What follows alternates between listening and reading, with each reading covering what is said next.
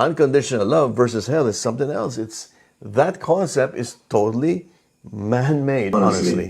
Okay, very clear. That concept ng hell is totally man-made. Gusto po mga kabrother at narito po ako upang magbahagi sa inyo ng isang reaction video. No? First time ko po itong gagawin.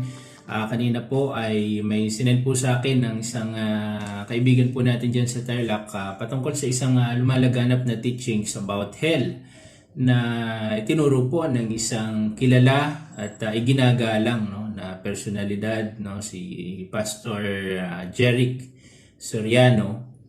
And habang pinapanood ko po ito, sa hindi may paliwanag na kadahilanan, talagang bigat, para bang ang bigat po sa kalooban. So sa tingin ko po, ang katuruan ito ay magdudulot ng hindi magandang pananaw at possibly epekto patungkol sa pananampalataya natin as Christians.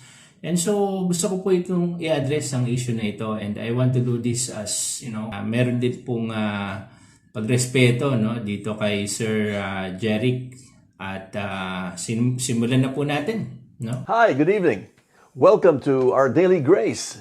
Yes, as you can see, we've been talking about this subject with Arnel, and it's quite interesting. We just can't get off it. The truth about hell.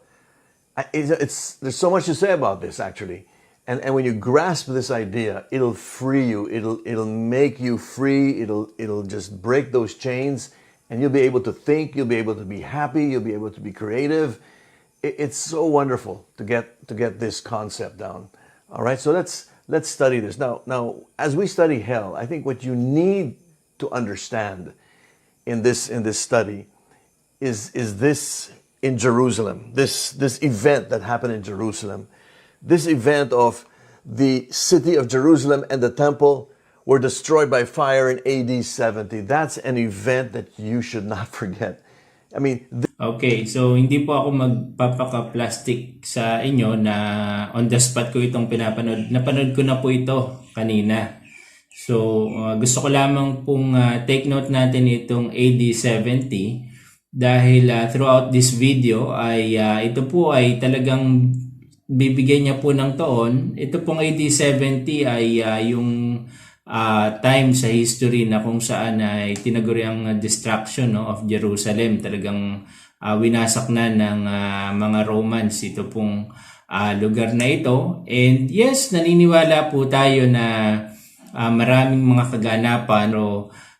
We don't believe na ang lahat na maging sa future na pangyayari na muling pagbabalik ni Jesus at kasama na nga itong katuruan tungkol sa hell ay natapos at naganap na dun sa petsa na iyon. So tuloy lang po natin, and medyo mahaba po itong video na ito. Siguro hatiin na lang po natin sa part 1 and part 2. Tingnan lang po natin kung hanggang saan yung kaya natin ngayon. Okay po. This event alone begins to, connect the dots for a lot of things, and then you begin to see it. Oh my gosh, yes, that's right. So this event is very important. It's not a event that you just push aside or throw aside. No, to me, it's the center point of everything. And it's what Jesus was talking about, especially in the last days, no? Now, Jesus, as he was speaking to the Pharisees and all this, you can see how Jesus was referring to this place as Gehenna. All right. Now, Gehenna, looks like this place here in Jerusalem. Here's Jerusalem, and just outside Jerusalem is a place called Gehenna, where it's like a garbage dump. They throw sewer and all kinds of flesh. Human bodies are also burned there. And the fire is just continuously burning and burning and burning. And it just never stops. So Jesus looked at that and he said, well, that's Gehenna. And Gehenna, all right, looks like, this event that's happening in Jerusalem, all right? So this AD 70 event. Now the thing here with Gehenna is that Gehenna was translated by our translators as hell. All right, this was done by us in the modern times, translated as hell. Now, what does that mean? What does hell mean? See, what the translators did is when they translated Gehenna to hell, they had a whole different meaning to it. See, Gehenna, in my mind... Okay, linawin ko lamang po kapag sinabing hell, yes, para bang yung salitang love, no? Pag-ibig, alam naman natin sa Greek, merong agape, merong eros, no po, merong iba-ibang katawagan, no? Pag tinranslate mo sa English, love, no? So sa hell ay hindi lamang po Gehenna, no, ang nagde-describe. Madalas nga ang ginagamit na translation ay Hades or Hades, mula dun sa Hebrew na Sheol, no? Parang transliteration yun. Sa English po ay hell din, no? Ang gamit po doon. So linawin ko lang, hindi lang po Gehenna, at meron pang ibang word, no, na hindi natin po pag-uusapan ngayon. Is that place that Jesus said, all right, where it's a garbage dump, it was a sewer where flesh was burned, and it was a continuous burning place. Now, what the translators did is they got hell and they translated it differently. Look what they say here. They say this: it is a place regarded in various religions as a spiritual realm of evil and suffering, often traditionally depicted as a place of perpetual fire beneath the earth where the wicked are punished after death. See, this is their translation to hell. It is a spiritual place. No, it's not a spiritual place. Then I think that's where the confusion happened. Okay? Okay, that's where the confusion happened. No, actually, it's the other way around po, sir. Dahil pag sinabing Gehenna, kagaya nga po sinabi ko kanina, yes, merong part sa Bible na iyon po yung tinutukoy. But then, hindi lamang po salitang Gehenna, no, hindi lahat ng mababasa nating hell na English, no, na translation sa ating Bible Gehenna ang pinagmulan na salita. Kaya yung hell nagkaroon po ng ganong meaning na place of suffering, no, traditionally depicted as a place of perpetual fire. Hindi natin alam beneath the earth or kung saan mang lugar yan, but it is a place that is associated sa judgment ni Lord matapos po ang buhay na ito. Between the translators of today and what Jesus really meant. Okay? Now let's break it down. Here you have the spiritual realm of evil and suffering where the wicked are punished after death. Okay? That's what the concept of hell is. All right? Today, when you say hell, this is pretty much what people think of. All right? Now, how do you relate this with God's unconditional love? How does this work with God's unconditional? So eto na, no? Dito na po magsisimula. Kasi papaiglayin ko na po sa video na ito, medyo iyaano ko na, ano bang tawag doon? Spoil ko na sa inyo. Ang kinalabasan po ng video na ito ay wala talagang impyerno. Ayan. So lahat parang dating pupunta sa langit, no? If you're familiar with the term na universalism, no? And as I observed yung thought pattern nito po si Pastor Jeric, ay para bang may kalapit-lapit doon sa tinatalakay ko po ng konti, no, about HYPERGRACE, no? Pero it is a video subject for another day.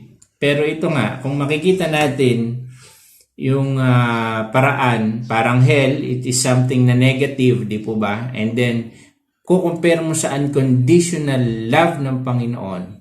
So sa pamamagitan nito, tignan po natin kung paano po niya i-deliver ito pong kanyang tinuturo sa paraan na palalabasin na wala talagang impyerno or walang mapupunta doon sa hell, or it is not an actual place. Love isn't unconditional love with no conditions. You know what I'm trying to say? There seems to be a confusion here with what God says, hey, I love you unconditionally. All right? And then you have this place, spiritual realm of evil and suffering, where the wicked are punished after death. So that actually confuses me. So what we're going to do is, let's try and find out what unconditional love means. All right? So yeah, let's take that out. Okay. Unconditional love means this. All right? Simply means this: to love without conditions. Simple, right? To love without conditions. All right, what's another meaning for that? Another meaning is to accept one's fault without judgment or condemnation. Now that's totally different from the concept of hell. All right, hell, you're punished, you're judged, you're condemned, go to hell. No, unconditional love says, without judgment or condemnation, I accept. Judgment is getting obvious, di po ba? No? Unconditional love. Siyempre, isa sa mga tema rin naman ng Bible ng pag-ibig sa atin ng Panginoon, sabi unconditional, no? In a sense na kahit sino ka pa, gaano ka pa kasama, whatever your past is, no, nandun yung pagmamahal sa'yo ng Panginoon, even sa Old Testament, over and over, kahit nagkakamali, nagkakasala, rebellious yung bansang Israel, nandiyan ang Panginoon, laging sumusuyo at nangangako ng panibagong pagkakataon at pag-asa sa kanila. Pero ito pong the way na itong unconditional love is being portrayed here ay para bang unconditional love na walang judgment, walang regard sa holiness ng Panginoon, righteousness ng Panginoon, dahil parang isang judge na kahit na ano pang ginawa mong masama, pumatay ka, nagnakaw, nagmasakit ka, nanggahasa ka ng mga bata, dahil unconditional ang love ng isang judge, welcome ka sa, absuelto ka na, no? Kundi, actually, hindi ka lang absuelto, no? Meron ka pang eternal life, no? Ganun yung dating, no? Walang hell, walang kaparusahan. So, ganun yung parang dating nito. You without fault. I accept you. And lastly, I like this one here. It says, to care about the happiness of the other person and will do anything to help that person feel happiness without expecting anything in return. Wow, that's a beautiful explanation of. Isingit ko lang, yan po ang appeal ng modern way ng pag-share ng gospel ngayon, nakakalungkot, is parang tungkol lagi sa happiness nating mga tao, no? Para bang ilang beses na ba, for us to be happy, for us to be convenient, no? Hindi, para bang as if si God ay nag-e-exist para sa ating happiness. Mga kapatid, that's not what the Bible is teaching, no? It's the other way around. We are created for God's pleasure. Tandaan po natin yan. Sure, love. But that's all good. I mean, God, the Lord can bring us joy, no? Gusto ko lang balansehin ito, no? Ayaw kong parang, ano ba yun? Nagsasabi ako ng against sa isang bagay na nais namang ihatid sa atin ng Panginoon. Ang punto ko lamang po is kapag overemphasize natin yung isang bagay up to the point, no, na yung ating dapat na kaisipan, pananaw at damdamin nawawala na sa tamang alignment, no? Wala na sa hulog. Ibang usapan na 'yan, ano? Expect anything. Unconditional love. To not expect anything in return. To just give you happiness and to make sure you feel happiness, and I don't expect anything in return. I don't expect anything back. Again, that's God's unconditional love. Versus hell, come on. Unconditional love versus hell is something else. That concept is totally man-made, honestly. Okay, very clear. That concept ng hell is totally man-made. Without really considering yung mga napakaraming verses sa Bible about hell, dinefine lamang po dito ni Sir yung ano yung meaning ng unconditional love, no? Based sa kanilang terms ng conditional love. It is, to make a person happy despite of and dahil doon, sasabihin natin na yung teachings sa Bible, no? From the Old Testament and New Testament about destination ng isang tao is man-made concept. All right, that concept of hell is man-made concept. Why do I say man-made concept? Well, honestly, folks, when I used to believe in hell, I mean, there was a lot of, fear in my life. There's not a fear. Oh, don't do that, you might go to hell. Oh, don't say that or even think that, or you know, there's a lot of fear. A lot of fear. Now, fear plus guilt. You know, I did this, now I feel so guilty. You know, Lord, please forgive me. You know, I might go to hell, this. No, you know, honestly, that's what hell wants you to feel. It wants you to feel fear.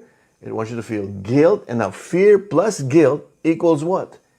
Equals control. Control. You see, folks, honestly, please don't get mad. I mean, I've been trying to figure this out, okay? Fear plus guilt equals control. What do I mean by control? Well, you see, what happens now is that the church controls you. If they're able to put fear in your life, guilt in your life, the church now can control you by saying a lot of things. Okay.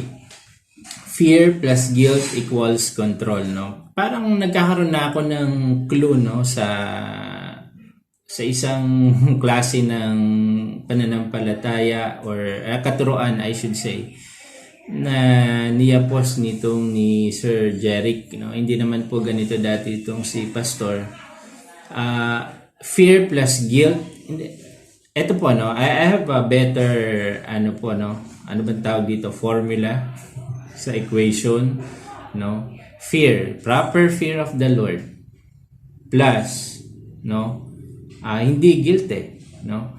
When we sinned against God, meron pong conviction of the Holy Spirit, no, na tinatawag, no, para bang it is something na hindi tayo mapalagay sa mababaw na pakahulugan, parang nakukonsensya tayo whenever we did something wrong.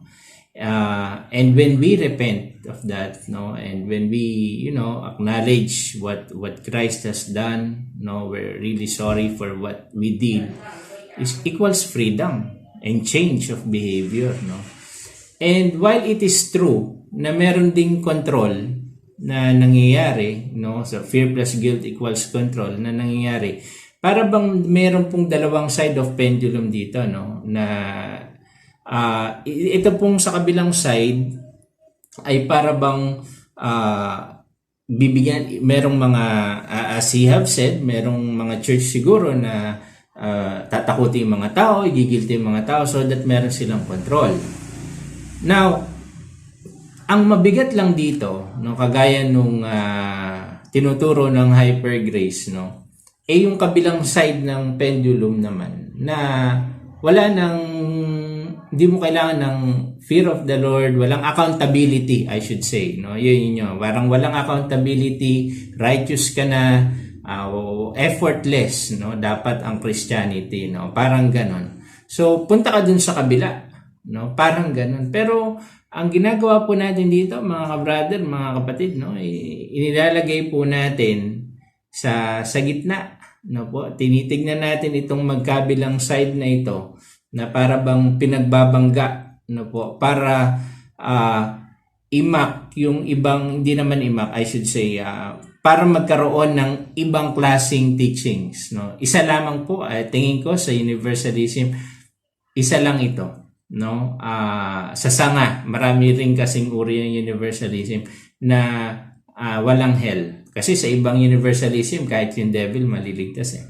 Like for example, if you pray 5 of these prayers, then the blessings of God will come to you. Oh man, I didn't pray. No, come on, that's control, folks. That's control. You know, see, if you do this and you do this and you do that, then and only then will the anointing of God come upon you, and you will be well, and your family will be well. You've got to do that. You know, isn't that control? That's control, folks. Why do I say that's control? Please don't get mad. You know, I'm just telling you the way it is. You know, investigate it yourself, okay? Why do I say fear plus guilt equals control? Honestly, here's the reason why. Business. It's good for business. When I get the people under control, I can tell them anything I want, and guess what? It's good good business. It's good business. Well, at some point, it's true, no? Kung merong church na nagfa-function sa ganyang formula, fear guilt equals control, well, hindi naman na po tayo bago, no, sa ganito. Nagiging parang business ang simbahan. So may point din dito, no, si Pastor Jeric na po. You know, seriously, you know, if you don't tithe to the Lord, that's the reason why your house is not blessed. You want your house blessed, then bless the house of the Lord first. I mean, isn't that control? To me, that was control, you know? So again, it's the concept of hell is man-made, folks. Now, here's a verse. I think I shared it last time, but I want to get into it some more. Revelation 21:8, it says, "But cowards, unbelievers, the corrupt, murderers, the immoral, those who practice witchcraft, idol worshippers, and all liars, their fate is in the fiery lake of burning sulfur." This is the... Okay, by the way, pag sinabi po sa Bible, itong fiery lake of burning sulfur, una sa lahat, hindi ito yung Gehenna na binanggit po ni Pastor Jerry kanina. Yun. Kung paano dinidescribe ito, fiery lake of burning sulfur. So, and actually, yung ibang mga hell, again, na sa English, sa Book of Revelation, na I think babasahin po ni Pastor mamaya, ay hindi rin Gehenna. Ano ang ginamit na term, kundi Hades or Hades. At yun, siguro kaya ko po ito sinasabi is para yung kaninang pinagdidiinan na AD 70 na nawala na kasi yung Gehenna doon, ibig sabihin doon sa Jerusalem, ibig sabihin wala nang hell, na binibigyan point po ni Pastor, ay hindi po, dahil again, hindi naman yung hell na word sa English ay ibig sabihin lang yung salitang Gehenna na tinukoy niya kanina. Parang na-generalize kasi, kaya nililinaw ko lang, po. Second death. So, this verse here, a lot of people turn to this verse and say, see, look, if you're a murderer, if you're immoral, and practice, you're going to go to hell. You're going to go to hell. Well, I'll tell you what. Let's study this verse by going back, maybe a chapter back to chapter 20, verse 12, and let's pick it up from there. Okay, chapter 20, verse 12. It says, "I saw the dead, both great and small, standing before God's throne, and the books were open, including the book of life." Including the book of life. "And the dead were judged according to what they had done, as recorded in the books." So let's understand that. Revelation 20:12 says, including the book of life. The book of life. What is this book of life? In my days, I got to make sure my name is there. I got to make sure that your name is there, that my family's name is there. I got to make sure that we're all recorded in the book of life so that we can have life. When we leave this world, we can have life because my name is in the book of life. Folks, that's not it. Seriously, that's not it. Because the book of life is a Jewish book. The book of life is a Jewish book. Am I Jewish? Okay. Maaari, na merong version, of course, ang karamihan, halos lahat, sa Bible is sa mga Israelites, sa mga Jew, meron silang book of life. Pero mga kapatid, sa book of Revelation, pag sinasabing book of life, Old Testament pa, or I should say sa Revelation merong Lamb's book of life, minsan tinatawag na book of life or Lamb's book of life. Hindi ito physical na Bible, na book, I should say, na tinutukoy. It is something spiritual. Nakikita naman natin yung context. And I saw the dead, both great and small, standing before God's throne. So, kung ang laging ginagawang setting is yung Jerusalem, hindi naman God's throne dun eh. Di ba? Para bang and the books were open. Parang itong Revelation 20 na ito, kung plainly babasahin natin, hindi naman po pinapakita na ang setting nito ay nandito sa atin, no? Dito sa ating earth, no? At so hindi ito itong Book of Life na ito ay hindi natin alam, no? Kung it's rather mysterious, no? I should say. I'm not Jewish. All right? Let's understand this. The Book of Life, all right? Here's a sample of that book. Now look at this. According to the Talmud, it is open to Rosh Hashanah, as is its analog for the wicked, the Book of the Dead. For this reason, extra mention is made for the Book of Life during Amida, recitations during the days of awe. Honestly, you know, I really don't get it, but that's what the Book of Life is for, okay? Here it is, the Book of Life, a sample of that book, and watch. I mean, I was able to go to the internet and I found all kinds of Book of Life. See? Book of Life, Book of Life. Siyempre, pag nag-internet tayo, marami po tayong makikita mga picture, mga images. And I'm not sure kung yung cartoons na yun mukhang Book of Life. Di joke lang po. Yun nga, nabanggit ko na rin kanina, no? Pag sinasabi, the way, sige po, basahin nyo po ang inyong sariling Bible. Kung ang Book of Life ba ay mukhang ganito sa mga litrato na to. Or it is, hindi natin alam kung ano itsura ng Book of Life na yun na nasa sa Panginoon. Ano? Yung record niya, no? Hindi ganyan. Kasi, di ba sa Bible, merong burahin ng merong isang tao na para bang gusto niya na burahin mo na. I'm not sure if it's Moses, no? Dahil sa kanyang desperation at that time, ang aking pangalan sa Book of Life. Na are we really thinking kapag binasa natin yung passage na yun na bababa si Lord at buburahin yung pangalan sa isang literal na libro or Jewish book na kagaya nito? Here you go, Book of Life, and then one more Book of Life. Folks, these are all different variations of books of life, no? But look what it says up here. It says up here in this book, it says this. It says, embracing Judaism as a spiritual practice. This Book of Life, folks, is a Jewish book. It's for the Jews. Seriously, it's for the Jews. It's not for you. It's not for me. All right? So let's understand, okay?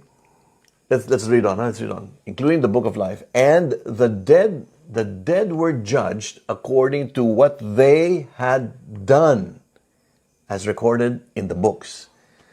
So if it's only for the Jewish people, yung bang dead na tinutukoy dito are only dead Jews? Was it mentioned specifically dead Jews? Or yung setting na ito ay setting na para bang yung judgment na pangbuong mundo, not only the Israel, no, Jewish nation, pero 'di ba, small and great, no? Parang nabibigyan na tayo ng clue, no, na it is for all, no, as recorded in the books, no? May record yung book sa yun nga, kaya ang tinutukoy yung mga pinakita po ni Sir dun sa picture, Jewish book, na para bang ini-exclusive na ang dating kasi ang pinapakita po ni Sir Jeric dito, ito Jewish book.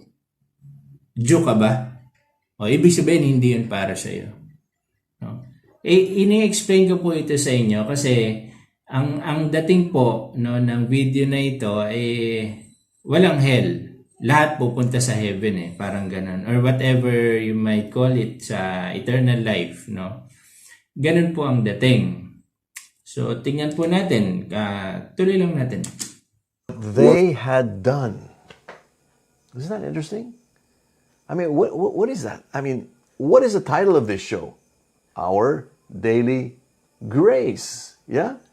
Now, what is this? What they had done. Isn't that going backwards? Isn't that going back to the old covenant way of doing things? Where you do. Now, in the new covenant way, It's all done. It's finished. You don't have to do anymore. But look what they had done. Folks, I believe what these people are talking about is the law. Oops. Alam ko po kahit kayo, no, kung may nakikinig po sa aking mga pastor or kung mga minister ng Word of God, masasyak tayo dun no? Kasi parang kinakabahan na ako dito sa daily grace na ito, no? I hope hindi ito yung hyper grace na pinag-uusapan natin kung minsan. Pero bakit i-equate yung sitwasyon na to sa judgment dahil lang dun sa salitang what they had done na law, no? Para bang pinapakita na dito sa judgment day itong mga na-judge na ito ay yung mga namatay sa old covenant, no, o dun sa under the law, no? Parang ganun yung datingan no po? Is the law. So the book of life is, together with that in the law. All right? So yun, yung parang merong isang thought pattern na sinusundan tayo dito. Ayan, dire-diretso, no? Nagre-reaction video. Tapos biglang merong isang interpretasyon na parang, saan galing yun? Paano naging law? Parang ganun, po? Hindi po natin alam. Ipagpatuloy lang natin. The book of life is a Jewish book. Are you a Jew? Ask yourself that question. Are you a Jew?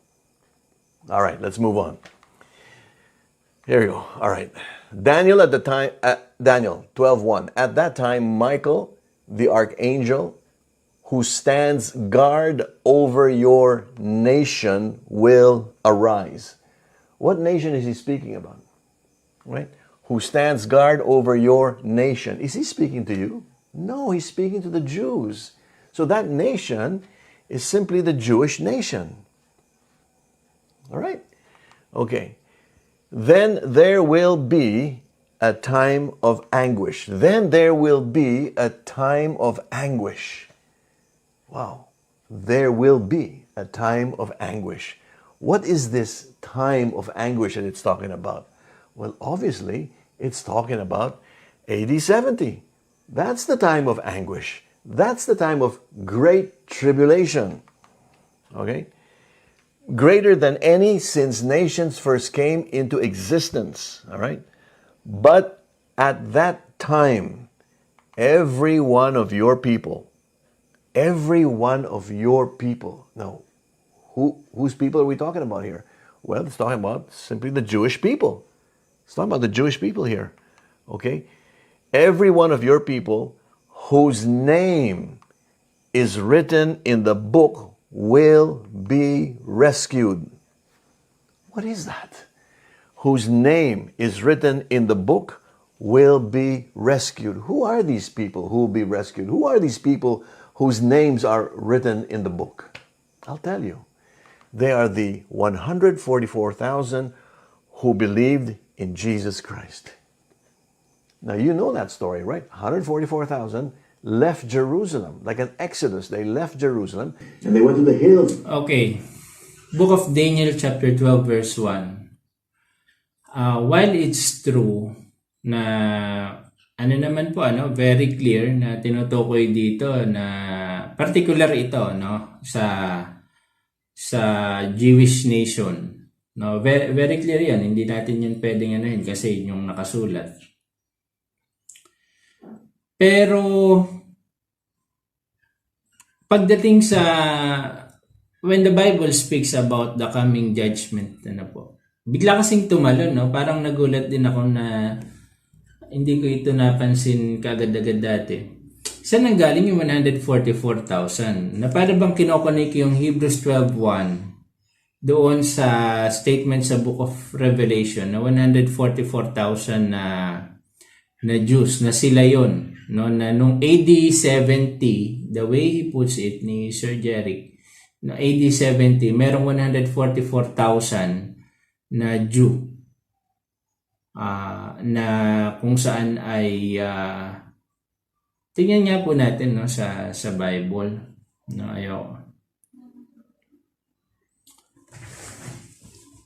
sandali nga.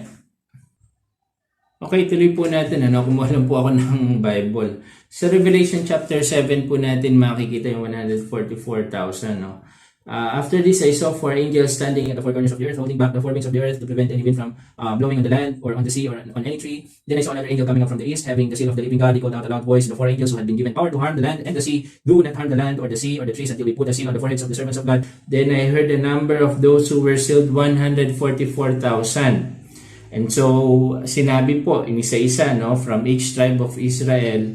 After this, I looked therefore, sa verse 9 po tayo, me a great multitude that no one could count from every nation, tribe, people, and language standing from before the throne in the front of the Lamb. So yung setting, before the throne, in front of the Lamb, ganon kasi sa Revelation, pag ini-interpret po natin, para bang, eto ba sa lupa o biglang nasa langit? Parang up and down. Pero, wala kasing makita tayong direct connection na yung binasa po ni Sir Jeric sa Daniel kanina, yung nakatakas noong unang panahon, AD 70 na 144,000. But, nakaka-confuse lang, but let's see kung paano po ito i-connect, no, ni Pastor Jeric.